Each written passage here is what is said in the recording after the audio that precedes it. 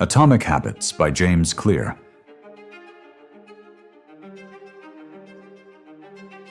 Introduction.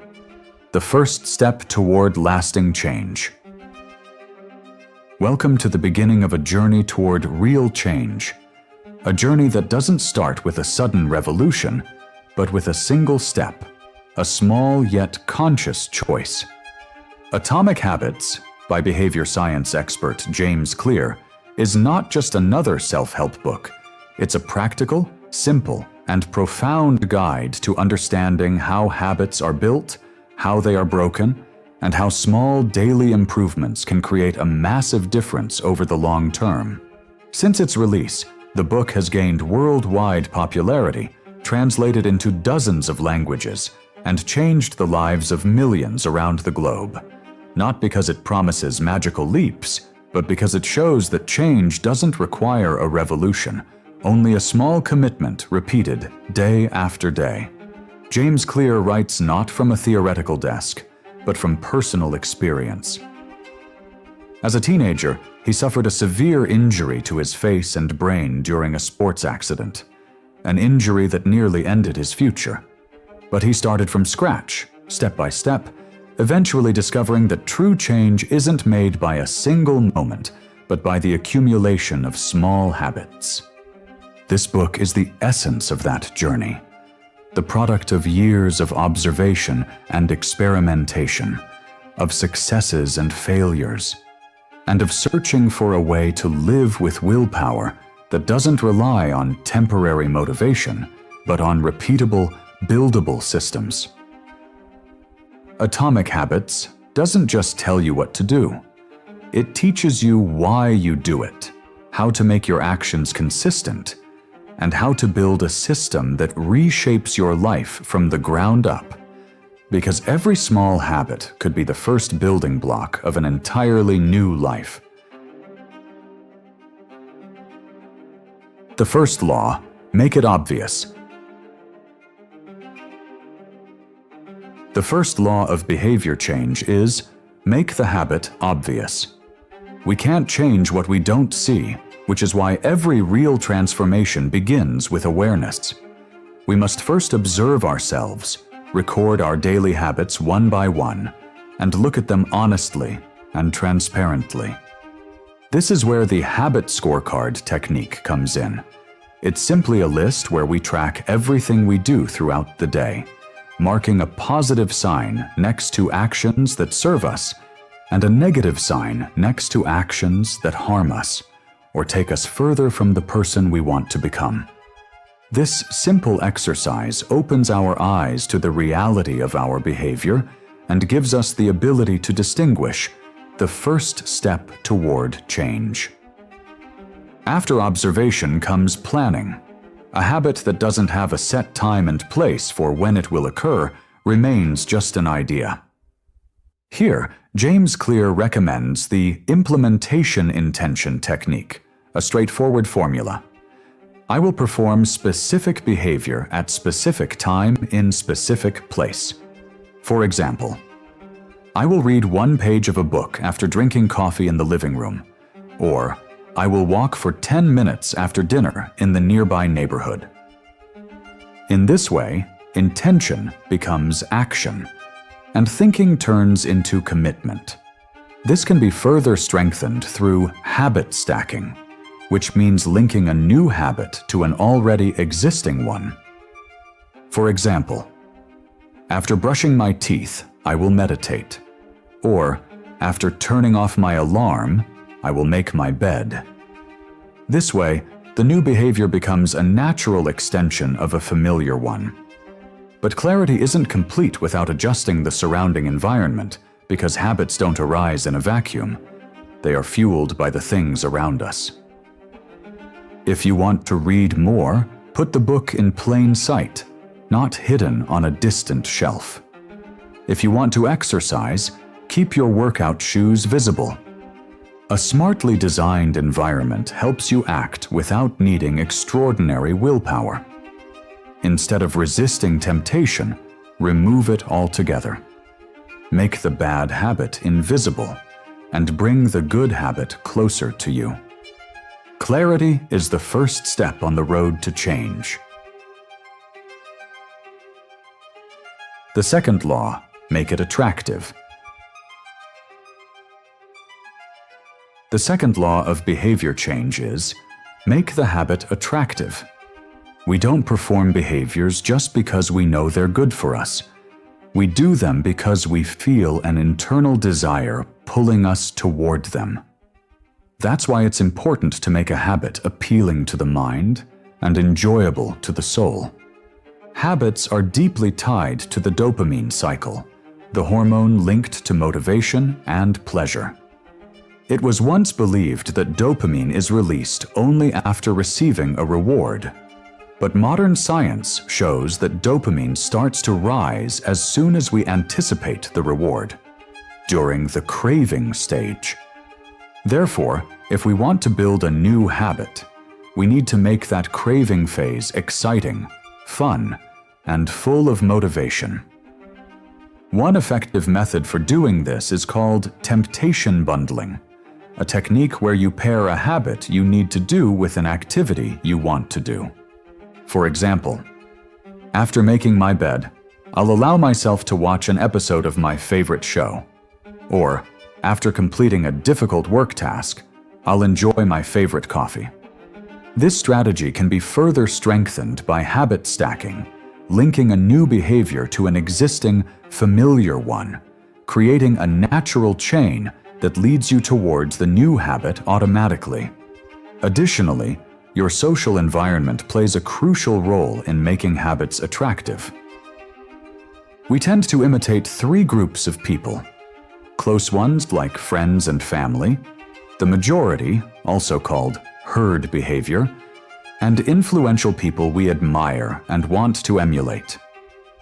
Thus, your social circle can either push you forward or pull you back. Finally, we can't overlook the power of emotions in building habits. When we connect a habit with a positive feeling, it becomes more appealing and sustainable. Change the way you talk about the habit. Instead of saying, "I have to exercise," say, "I get the chance to care for my body." Instead of, "I must study," say, "I'm excited to learn something new today." Words create feelings, and feelings create habits. The third law. Make it easy. The third law of behavior change is, make the habit easy. The idea here isn't just about the simplicity of the action, but about making access to it easier. By nature, humans tend to choose the shortest, easiest, and least resistant path. That's why the success of habits doesn't rely on willpower, but on reducing the effort required. The first thing to understand in this context is the difference between preparation and action. Preparation is useful, but it can sometimes turn into a hidden form of procrastination. We feel like we're making progress, when in reality, we haven't even started. Therefore, don't waste too much time over-planning. Start directly with action. Habits are built through repetition, not through duration. What matters is how many times you do something, not how long you spend doing it. So, make the habit easy to repeat. Reduce friction and remove extra steps. If you want to exercise, lay out your workout clothes where you can see them. If you want to eat healthily, prepare your meals in advance. If you want to read, put the book on your bedside table instead of hiding it on a high shelf. Your environment will either pave the way for you or block you. One of the most helpful techniques the book offers under this law is the 2-minute rule, which simply means starting a new habit with an action that takes no more than 2 minutes. If you want to read just one paragraph. If you want to write, start with one sentence. If you want to go for a walk, just tie your shoes. The goal here is showing up, not performing perfectly.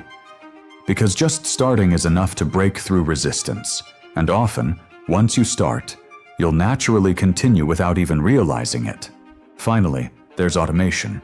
Smart, one-time decisions can change your behavior over the long term.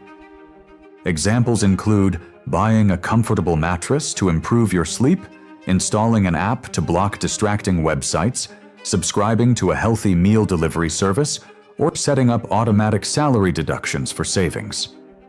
These are decisions you make now, but they serve you for a long time ahead. At its core, making a habit easy doesn't mean abandoning effort. It means removing obstacles, simplifying the path, and designing an environment that naturally pushes you towards action. The fourth law, make it satisfying. Despite all our incredible advancements in civilization and technology, we humans still carry within us a primitive mind that craves immediate rewards and resists anything delayed. No matter how much progress we've made in farming, education, inventions, or technology, our brain still operates with a simple logic. What rewards me now, I will repeat. What punishes me now, I will avoid. This is why, if we want our new habits to last, we must feel an immediate sense of accomplishment right after doing them, even just a small feeling of success. The first three laws, make it obvious, make it attractive, make it easy, help us get started. But this fourth law is what keeps us going and gives us the motivation to repeat the habit. It's crucial to associate the habit with an immediate reward, even if it's something symbolic.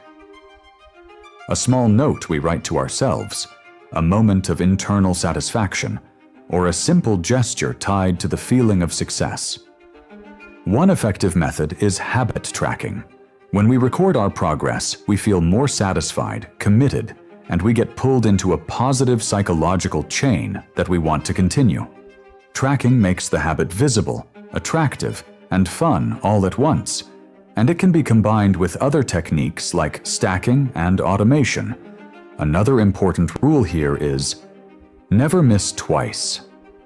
Missing once is recoverable, but missing twice could be the start of a new bad habit. To boost commitment even further, you can create what's called a habit contract, a personal agreement where you set conditions for yourself or share your goal with an accountability partner, someone who checks on your progress and holds you accountable. This makes skipping the habit uncomfortable, pushing you to stay consistent. In the end, making a habit satisfying doesn't just mean rewarding yourself. It means making the act of repetition itself a source of pride and fulfillment. Because what we feel proud of, we naturally want to repeat. Habit mastery, going beyond the basics. In the final section of Atomic Habits, James Clear presents a set of advanced techniques that complete the habit-building system and help elevate it to higher levels. This stage begins with the concept of balancing exploration and exploitation. That is, choosing the right field where your habits align naturally with your abilities and personality. Success doesn't rely only on willpower. It also depends on the intelligence of choosing a playing field where the rules suit you. Even if you're not genetically gifted in a particular area, you can create real value by combining different skills that intersect in a unique way that distinguishes you from others. Ask yourself questions to help discover this alignment. What feels fun for me while others see it as work? What activities make me lose track of time? Where do I achieve better results than the average person? What do I do easily without much effort? The balance here is to work hard at what comes naturally to you, while still allowing yourself to explore new areas without fear. In this context, The author explains the Goldilocks rule for reaching a state of flow. People achieve peak motivation when working on tasks that are not too hard and not too easy, but just at the right level of challenge. The road to excellence isn't filled with moments of excitement. It's built through consistent commitment, even during periods of boredom. The difference between a beginner and a professional is that the professional repeats the habit even when they don't feel like it. But repetition alone is not enough. There must be regular review and evaluation of habits after they are established. Over time, small mistakes can creep in, and progress can gradually slow down. Therefore, it's important to use tools like decision journals, annual reviews, or self-honesty reports to regularly reassess yourself and continue growing. Finally, the author warns against falling into the trap of defining yourself solely by your habits or by one single role in life. Don't say, "I am an athlete," but rather, "I am a mentally strong person who loves physical challenges." Don't say, "I am a manager," but "I am a person who innovates and leads projects." Rigid identities break easily. Flexible identities endure. As Lao Tzu once said, "The hard breaks, the soft overcomes." And small changes, big results. In conclusion, Atomic Habits offers us a clear and practical roadmap for building and maintaining positive habits through small yet powerful changes. It showed us that the real secret behind achieving big results isn't about sudden leaps, but about consistency, about never stopping the process of improvement, even if it's by just a tiny margin each day. What inspired me most about this book was the idea of modifying our environment and making smart, one-time decisions to reduce our reliance on willpower, making progress easier and more automatic. Personally, I'm trying to apply the book's advice to build good habits, though, like many others, I still struggle with breaking bad habits. And that's completely normal because real change takes time and perseverance. If you found value or inspiration in this video, don't forget to support us with a like, subscribe, and activate the notification bell. And share your thoughts in the comments. Which habit do you plan to start building? Which idea from the book resonated with you the most? We read all your comments with great interest. If you're interested in reading the full book, you'll find links in the video description to purchase the full book in multiple languages. You'll also find links there to summaries of other inspiring books that are just as valuable as this one.